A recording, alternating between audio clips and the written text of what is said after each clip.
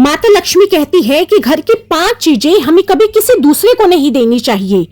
अगर आप भी वो 5 चीजें देते हैं तो आप भी आज से वो चीजें देना बंद कर दीजिए, ताकि आपके घर में भी लक्ष्मी माँ का वास हो, दुर्भाग्य आपके घर से हमेशा के लिए चला जाए। इसके लिए आपको मेरी वीडियो को अंत तक सुनना है और देखना है, और आगे भी मेरी ऐसी ही वीडियोस देखने के लिए मेरे चैनल को लाइक, शेयर एंड सब्सक्राइब कीजिए। पूर्व काल की बात है, मध्य देश में एक अत्यंत शोभायान नगरी थी। उस नगरी में एक सुकन्या नामक स्त्री अपने पति और सास ससुर के साथ निवास करती थी। सुकन्या एक पतिव्रता नारी थी जो सत्य धर्म का पालन करने में तत्पर रहती थी और अपने घर का काम भी बहुत अच्छे से संभालती थी। सुकन्या का स्वभाव अत्यंत दयालु था, वह सदैव दूसरों की सहायता करती थी। सुकन्या का पति संजय एक वैश्य था, उसकी अनाज की दुकान थी, वे बाजार में लोगों की जरूरत की चीजें बेचता था। सुकन्या अपने पति से बहुत अधिक प्रेम करती थी, वह अपने पति को पति परमेश्वर मानती थी। सुकन्या नित्य पति से पहले जागती, पूरे घर की साफ सफाई करती, रंगोली बनाती, आंगन की सफाई करती। इसके बाद वह घर को साफ सुथरा करने के बाद घर के लिए खाना बनाती, सारे कार्य कर। सुकन्या रोज स्नान करने के बाद तुलसी में जल देती थी, देवी देवताओं की पूजा करती थी, यह उसके नित्य कर्म थे। सुकन्या ने कभी किसी का अनादर नहीं किया, वो अपने सास ससुर की बहुत इज्जत करती थी, मधुर वाणी बोलती थी, वह साक्षात लक्ष्मी थी। वह अपने परिवार का ध्यान बहुत ही अच्छे से रखती थी। इसके अलावा वह दान धर्म भी बहुत करती थी। उसके घर पर अगर कोई भिखारी आ जाता था तो दान दिए बिना उसे कभी नहीं भेजती थी, और भूखा उसके द्वार पे आए तो भरपेट भोजन करा करके ही उसे लौटाती थी, जिससे उसके द्वार पर आए हुए सभी याचक अत्यंत प्रसन्न होकर उसे बहुत आशीर्वाद देते थे। इतना ही नहीं, सुकन्या अपने पड़ोसियों की भी सहायता करती थी। उसके पड़ोस में जो भी गरीब और दुखी लोग रहते थे उन्हें भी वह नित्य भोजन दिया करती थी। पड़ोसियों को जो जो चीजें लगती सुकन्या बिना विचार किए ही दे दिया करती, जिस कारण से सुकन्या के पड़ोसी भी उसका बहुत अधिक सम्मान करते थे। वे कहते थे, अरे ओ सुकन्या, तू तो साक्षात देवी है, माँ अन्नपूर्णा है। लोग जब भी सुकन्या की प्रशंसा करते तो उसके विषय में अच्छी ही बातें करते, लेकिन लोगों की बातें सुनकर भी सुकन्या ने कभी अपने ऊपर घमंड नहीं किया। फिर एक दिन की बात है, सुकन्या की एक पड़ोसन उसके घर पर आती है। सुकन्या उसका बहुत आदर सम्मान के साथ स्वागत करती है। फिर वह अपनी पड़ोसन से पूछती है, बहन, किस कारण आपका आना हुआ है? आपको कोई वस्तु चाहिए क्या? मैं अवश्य आपकी मदद करूंगी। सुकन्या की पड़ोसन कहती है कि बहन, आज मेरे घर पर बहुत से रिश्तेदार आए हैं, उनके लिए मैं भोजन बना रही हूँ, इसीलिए मैं तुम्हारे पास रोटी बनाने के लिए चकला बेलन और तवा मांगने आई हूँ। यदि तुम कुछ समय के लिए मुझे चकला बेलन और तवा दोगी तो बड़ी कृपा होगी, मैं काम हो जाने के बाद तुम्हें जल्दी ही दे दूंगी। सुकन्या कहती है कि बहन, मैं तो किसी भी चीज के लिए मना नहीं करती, इसमें क्या बड़ी बात है। अभी मुझे चकला बेलन की आवश्यकता नहीं है, तवे की आवश्यकता नहीं है, तुम अभी ले जा सकती हो। तो उसके पड़ोसन ने उसको बहुत धन्यवाद कहा कि बहन, मेरी इस समय तुमने बहुत मदद करी है। अब सुकन्या की पड़ोसन कहती है कि जैसे ही मेरे रिश्तेदार चले जाएंगे, मेरा कार्य हो जाएगा, मैं तुम्हें यह सब सामान वापस लौटा दूंगी। कुछ समय बाद अन्य एक स्त्री सुकन्या के घर पर आती है। सुकन्या उसका भी प्रेम से वैसे ही स्वागत करती है और पूछती है, पधारो बहन, अब तुम बताओ कि तुम्हें क्या चाहिए, मैं तुम्हारी कोई मदद कर सकती हूँ क्या? बिना संकोच के कहो। तब वह पड़ोसन कहती है कि बहन, घर में बहुत गंदगी हो गई है और मेरी झाड़ू ना जाने कहाँ चली गई है। अब उस गंदगी की सफाई करने के लिए मुझे तुम्हारी झाड़ू चाहिए। अगर तुम्हें कोई दिक्कत ना हो तो तुम मुझे क्या अपनी झाड़ू दे सकती हो? तब सुकन्या ने कहा कि हाँ बहन, ले लो झाड़ू, उसमें क्या बात है, और वह उसको भी झाड़ू निकाल करके दे देती है। अब वह पड़ोसन झाड़ू लेकर के चली जाती है। अब एक उसकी अन्य पड़ोसन आती है, वह आकर के उसको कहती है कि सुकन्या बहन, मैंने तुम्हारे बारे में बहुत सुना है कि तुम सबकी बहुत मदद करती हो। आज मैं एक बहुत बड़ी परेशानी में घिरी हुई हूँ, कृपा कर मेरी मदद कीजिए। तो सुकन्या कहती है, अगर मेरे बस में होगा तो मैं जरूर तुम्हारी मदद करूंगी, बताओ क्या करना है। तो वह कहती है कि मेरी लड़की को लड़के वाले देखने आ रहे हैं और उसको पहनाने के लिए ना तो मेरे पास गहने हैं ना अच्छा कपड़ा है, तो कृपा कर मुझे अपने थोड़े गहने और वस्त्र उधार दे दो। तब सुकन्या बिना सोचे समझे ही बोल देती है कि हाँ, क्यों नहीं, मैं अभी तुम्हें कुछ गहने और साड़ी देती हूँ जिसको पहनकर तुम्हारी पुत्री राजकुमारी लगेगी और उसका रिश्ता भी पक्का हो जाएगा। अब सुकन्या अंदर जाती है, गहने और साड़ी लेकर आती है और उस पड़ोसन को दे देती है। वह पड़ोसन प्रसन्न होकर सुकन्या के गहने और साड़ी लेकर चली जाती है। अब शाम हो जाती है, फिर एक और अन्य पड़ोसन आ जाती है। सुकन्या उसका भी बड़े प्रेम से स्वागत करती है और कहती है, पधारो बहन, मैं तुम्हारी किस प्रकार से मदद कर सकती हूँ? अगर तुम्हें कुछ चाहिए तो बताओ। तो उसकी पड़ोसन कहती है कि बहन, तुम बहुत दयालु हो, तुम सबकी मदद करती हो, कृपा कर मेरी भी मदद करो। तब सुकन्या कहती है कि बताओ क्या मदद करनी है। तब उसकी पड़ोसन कहती है, मेरा बच्चा भूखा है, उसे पिलाने के लिए दूध नहीं है और ना ही मेरे पास पैसे हैं दूध लाने के लिए। अगर आप मेरी मदद कर सकती है तो करिए। तो सुकन्या कहती है, बहन इसमें क्या बड़ी बात है। सुकन्या रसोई घर में जाती है, थोड़ा सा दूध लेकर आती है और उस पड़ोसन को दे देती है। वह पड़ोसन प्रसन्नता से दूध लेकर चली जाती है। इस प्रकार से सुकन्या अपने सभी पड़ोसियों की मदद करती है और प्रसन्न होकर घर का काम करने लग जाती है। फिर रात होते ही उसका पति घर पर लौट आता है। सुकन्या अपने पति को प्रणाम करती है और उसकी खूब सेवा करने में लग जाती है। रात को दोनों पति पत्नी आनंद से सो जाते हैं। फिर दूसरे दिन वे जागते हैं तो एक बुरी खबर उनके कानों में पड़ती है। एक आदमी दौड़ते हुए सुकन्या के घर पर आता है और सुकन्या के पति से कहता है कि भाई, कल रात को किसी ने तेरी दुकान लूट ली है, सारा माल गायब है। सुकन्या का पति एकदम से घबरा जाता है और दौड़ते हुए अपनी दुकान पर जाता है तो देखता है कि सारा माल किसी ने लूट लिया। वह देखता है उसके दुकान में रखा हुआ सारा धन भी चोरी हो गया। वह दुखी और निराश होकर घर पर लौटता है और सुकन्या को सारी बात बताता है। सुकन्या भी बहुत दुखी होती है। सुकन्या कहती है, आप चिंता ना करें, हमारे घर में अभी बहुत सारा धन रखा हुआ है जिससे आप फिर से व्यापार शुरू कर सकते हैं। फिर सुकन्या अपने घर की तिजोरी में देखती है तो वह भी पूरी तरह से खाली दिखाई देती है। उसके अंदर का भी सारा माल अब चोरी हो चुका था। यह देखकर सुकन्या बहुत दुखी हो जाती है। अब उसे समझ में नहीं आ रहा था कि यह सब कैसे हुआ। सुकन्या का पति अब उस पर बहुत गुस्सा होता है और पूछता है सुकन्या से, सच सच बताओ कि घर के अंदर रखा हुआ पैसा कहाँ गया।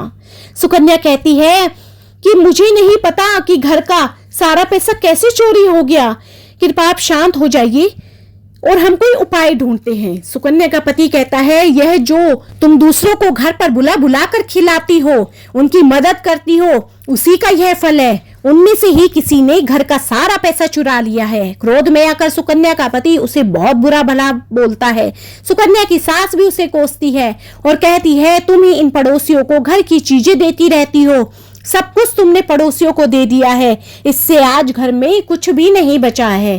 घर के सभी लोग अब सुकन्या को कोस रहे थे और सुकन्या रो रही थी। अब सुकन्या अपने पति को कहती है कि मैंने कुछ गहने अपनी पड़ोसन को दिए थे, मैं उसके घर से जाकर के लेकर के आती हूँ। अब सुकन्या उस पड़ोसन के घर जाती है तो देखती है वह स्त्री भी घर छोड़कर गहने लेकर भाग गई थी। सुकन्या निराश होकर घर लौटती है और अपने पति को सारी बात बताती है। सुकन्या का पति कहता है कि सुकन्या, तुमने बहुत बड़ी भूल की है, तुम बहुत बड़ी मूर्ख हो, तुम्हारे ही कारण आज हमारे सारे घर का धन वैभव चला गया। तुम्हारे दान देने की आदत के कारण ही हमारे ऊपर यह मुसीबत आई है। अब तुम इस घर में नहीं रह सकती, तुम अभी इसी क्षण इस घर को छोड़ करके चली जाओ।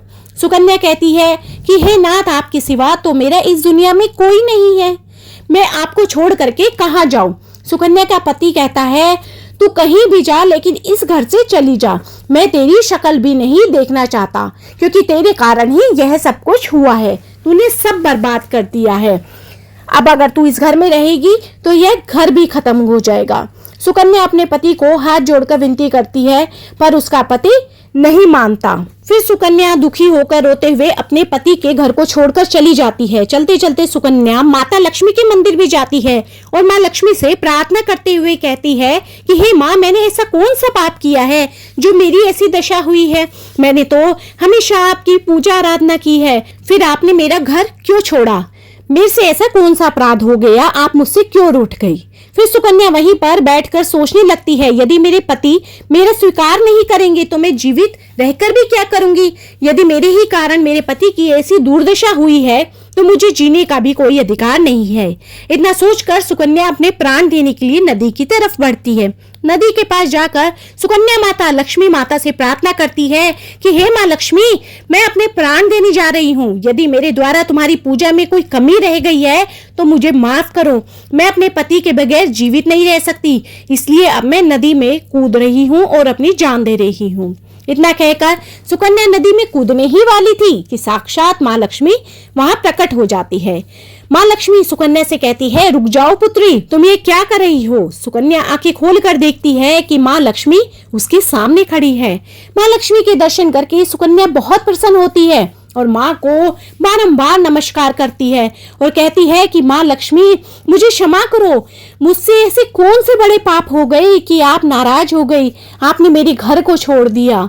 आपने मेरे घर को क्या छोड़ा कि मुझसे तो सब कुछ छूट गया। मेरे पति परमेश्वर मुझे अपनाना नहीं चाहते, उन्होंने मुझे घर से निकाल दिया और उनके बिना मैं जीवित नहीं रह सकती, इसलिए मैं मरने जा रही हूँ। मैं विवश हूँ, मैं जीवित नहीं रह सकती। देवी माँ ने कहा, नहीं सुकन्या, तुम्हें मरना नहीं है, लेकिन तुम क्या जानती हो कि तुम्हारी गलतियों के कारण ही आज तुम्हारा ये हाल हुआ है। तुम्हारी अपनी ही गलतियां थी कि जो ऐसा तुम्हारे साथ हुआ है। मुझे तुम्हारा घर छोड़ना पड़ा है।